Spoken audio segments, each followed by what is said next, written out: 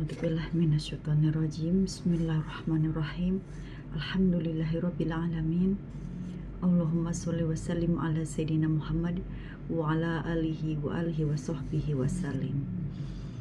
Assalamualaikum warahmatullahi wabarakatuh. Jumpa dengan saya lagi, Neng Eva. Gimana kabarnya sahabat hikmah semuanya hari ini? Yang soleh dan solehah, yang baik hatinya, yang cantik dan yang ganteng lahir batinnya, yang tidak sombong, rajin menabung, serta rajin sedekah. Semoga hari ini sehat-sehat walafiat dan dalam lindungan Allah Subhanahu wa Ta'ala. Dan semoga kita semuanya mendapatkan kucuran rahmat, keberkahan, dan keridhoannya, serta mendapat syafaat baginda Rasulullah Shallallahu Alaihi Wasallam, baik ketika di dunia maupun di akhirat kelak. Amin, amin, amin, ya robbal alamin.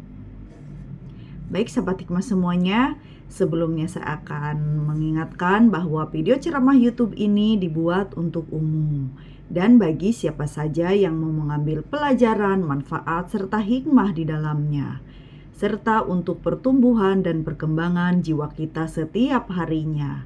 Jadi semangat terus belajar berbenah jiwa. Dan juga video ceramah YouTube ini dibuat tidak untuk merendahkan siapapun, serta tidak untuk menyinggung siapapun.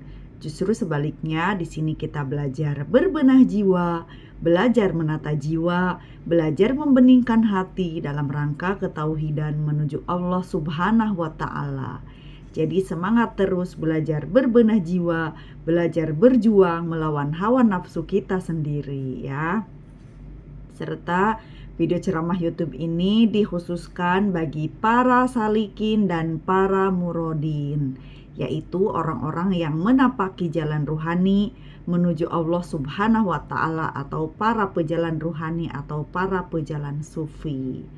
Perjalanannya dengan mempelajari ilmu thariqah, dengan menjalankan syariat yang telah dianjurkan, yang telah diperintahkan oleh Allah Subhanahu wa Ta'ala melalui para rasulnya, wabil khusus Rasulullah Shallallahu Alaihi Wasallam ya, dengan kita menjalankan yang fardu dan yang sunnah. Tapi tujuan kita adalah Allah Subhanahu wa Ta'ala. Karena ini adalah pelajaran batiniah, maka pahamilah dengan rohani kita, pahamilah dengan batin kita. Tapi walaupun begitu, tetap ilmu thariqah, hakikat makrifat itu masih banyak yang masuk akal gitu. Kalaupun misalkan ilmu ini ada yang tidak masuk akal, ketahuilah bahwa ilmu ini memang ada yang tidak bisa dijangkau hanya dengan akal, tetapi harus dengan kolbu kita, harus dengan batin kita, dengan ruhani kita. Makanya itu kadang-kadang ilmu syariat dengan ilmu hakikat itu banyak sekali perbedaannya. Namun syariat dan hakikat tidak bisa dilepaskan. Kita memerlukan anggota dohir dan kita perlu menjalankan ilmu syariat, kita perlu menjalankan amalan syariat untuk bisa mencapai kepada Allah gitu, walaupun ilmunya ada perbedaan. Karena hakikat itu merupakan inti ilmu agama Islam atau ilmu yang sebenarnya. Disebut hakikat itulah yang sebenarnya gitu ya. Tapi kalau ilmu syariat itu ilmu lahiriah, ilmu dohiriah gitu. Jadi yang kita jalankan juga kebanyakan amalan-amalan ibadah dohir gitu. Tapi kalau ilmu hakikat ya ilmu tentang Allah, artinya ya kita mempelajari tentang Allah untuk mengenal Allah. Karena hakikat kita beribadah, hakikat kita diciptakan ke dunia ini adalah untuk beribadah kepada Allah. Mengapa kita harus beribadah kepada Allah?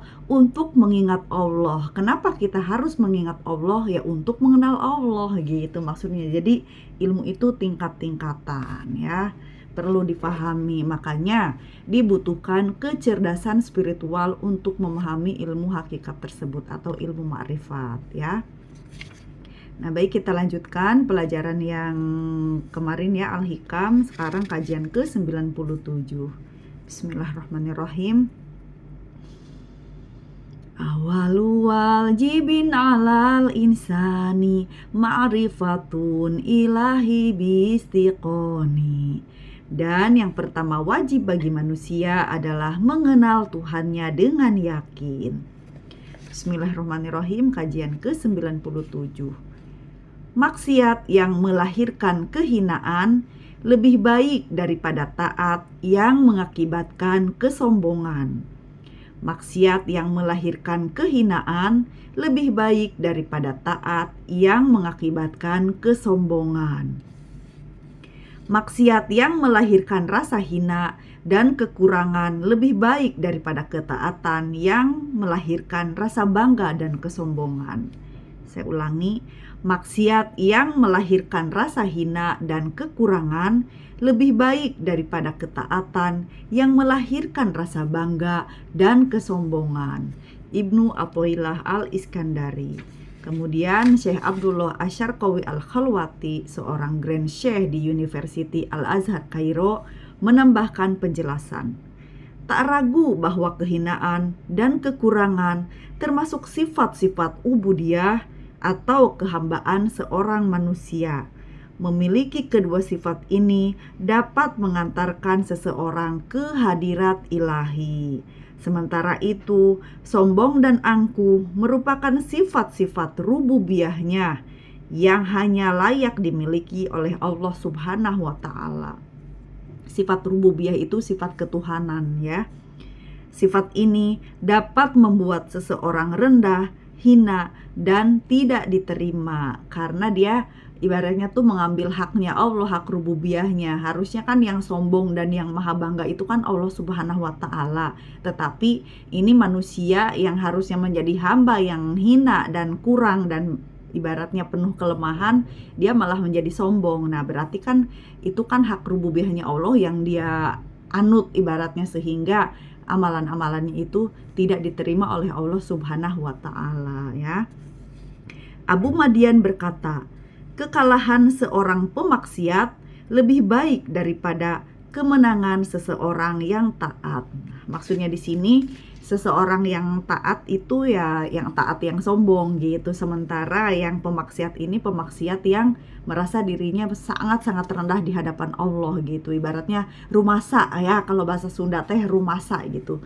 Jadi hirupna teh rumasa, hatena rumasa gitu. Benar-benar merasakan dirinya itu hina, lemah, tiada berdaya gitu kan. Dalam pandangan Allah, dalam kehidupan sehari-harinya pun mungkin masih banyak bermaksiat. Tetapi karena ia menyadari kelemahan dan kehinaan dirinya, maka itulah lebih baik daripada orang yang taat tetapi disertai rasa ujub atau sombong atau ria gitu. Intinya kan di sini nih ilmu hakikat ini ya, ilmu hakikat atau ilmu tasawuf. Jadi bukan tentang dohiriyahnya saja yang dilihat. Mungkin secara dohiriyah orang tersebut taat, sholat 5 waktu, sholat sunnah, puasa misalkan, terus selalu berbuat baik, banyak sedekah. Tetapi kelima amalan fardu ini di dalamnya, di dalam hatinya, di dalam batinnya terselip rasa ujub, bangga diri, rasa sombong, merasa dia paling agung, paling besar, paling lebih baik daripada orang lain. Ria, amalan ibadahnya selalu mengharapkan pujian dari orang lain, butuh validasi dari orang lain gitu kan. Terus misalkan sum'ah, selalu ingin didengar oleh orang lain bahwa dirinya mungkin paling baik, paling taat gitu kan.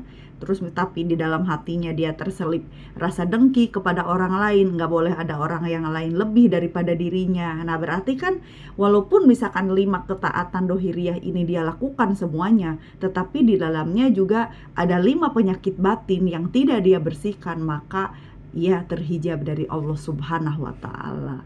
Nah makanya perlunya kita belajar tasawuf. Jadi tidak hanya urusan dohiriyah saja yang kita pelajari, tidak hanya urusan dohiriyah saja yang kita urusi, tetapi yang lebih penting dari itu adalah hakikatnya, kebersihan hati kita yang selalu bersih dari segala selain Allah.